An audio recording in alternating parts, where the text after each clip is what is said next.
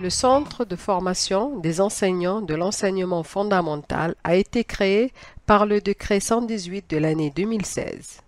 Le président de la République, son Excellence Ismaël Omar Guelleh, avait effectué en 2010 la pose de la première pierre du CFF, digne héritier du Centre de formation du personnel de l'éducation nationale qui avait lui-même succédé au cours normal et l'école normale. Pour vous donner l'ampleur des missions des formations du CFF, suivant cet aperçu d'une session de formation. Du Centre de formation des enseignants de l'enseignement fondamental, organe par excellence de la formation du ministère, est une mission de formation.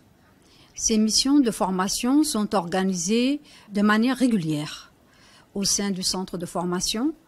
Les différents publics concernés sont les différents acteurs du ministère, en particulier les enseignants, tout niveau d'enseignement confondu, les conseillers pédagogiques, les chefs d'établissement, les personnels de vie scolaire, tous ceux qui de près ou de loin contribuent aux apprentissages dans les classes, au pilotage des établissements et à la réussite, somme toute, de nos élèves dans les classes. Il est à souligner que dans le cadre de la formation des élèves professeurs issus du cadre unique, ils suivent bien sûr une formation ponctuée de stages et de formation théorique.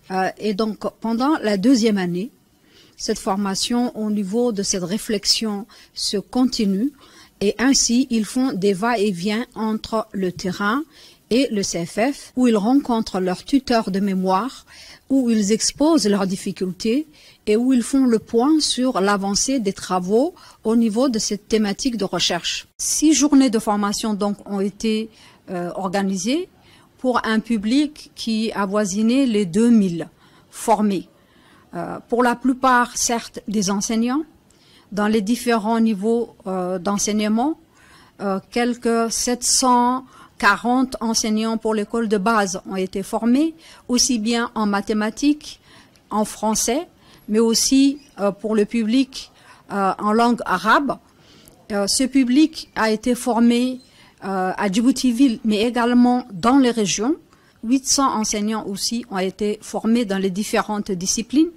Pour l'enseignement technique et la formation professionnelle, les différentes filières ont été aussi prises en compte, les tertiaires, les GEM, tous ces publics-là ont bénéficié également d'une formation à hauteur d'une centaine d'enseignants. Le public des chefs d'établissement n'a pas été oublié, les conseillers d'éducation, les surveillants également ont été pris en charge pour que chacun puisse trouver des éléments de réponse et mieux s'acquitter de sa tâche. Et ce sont des enseignants réflexifs que nous formons ici, qui posent les bonnes questions et qui essaient de trouver des réponses à leur pratique de classe.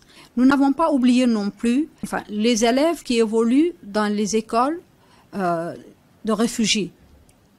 Ces enseignants-là aussi sont pris en charge par le ministère de l'Éducation nationale. Ils sont formés au même titre que nos enseignants. Et donc, cette fois-ci aussi, ils ont bénéficié d'une formation par rapport aux nouveaux outils manuels qui sont mis en place dans ces écoles-là. Et c'est un jeune public de 25 enseignants qui ont bénéficié de cette formation. Le livre manuel, mais surtout le livre de lecture plaisir. C'est une thématique aussi centrale qui a été traitée pendant cette semaine de formation. Le centre de formation est appelé à être un centre d'excellence dans sa montée en puissance dans les années à venir. Pour cela, nous nous sommes efforcés pour que les nouvelles technologies soient présentes dans les apprentissages. Nous accompagnons bien sûr la politique éducative du ministère de ces dernières années, qui met en exergue l'utilisation des TIS dans les enseignements apprentissages. Dans les formations, il y a eu aussi cette part de TIS. Vous avez pu voir dans la salle Smart Classroom, qui fait partie maintenant des nouveaux outils que nous utilisons, que des enseignants ont bénéficié d'une formation en mathématiques avec ce nouvel outil qui fait partie maintenant du paysage pédagogique de notre pays. Les inspecteurs du moyen secondaire, de la base, de l'enseignement général, mais aussi de l'enseignement technique et professionnel, en formation ici, avec des experts qui nous viennent du Canada et où ils ont travaillé sur les aspects curriculaires.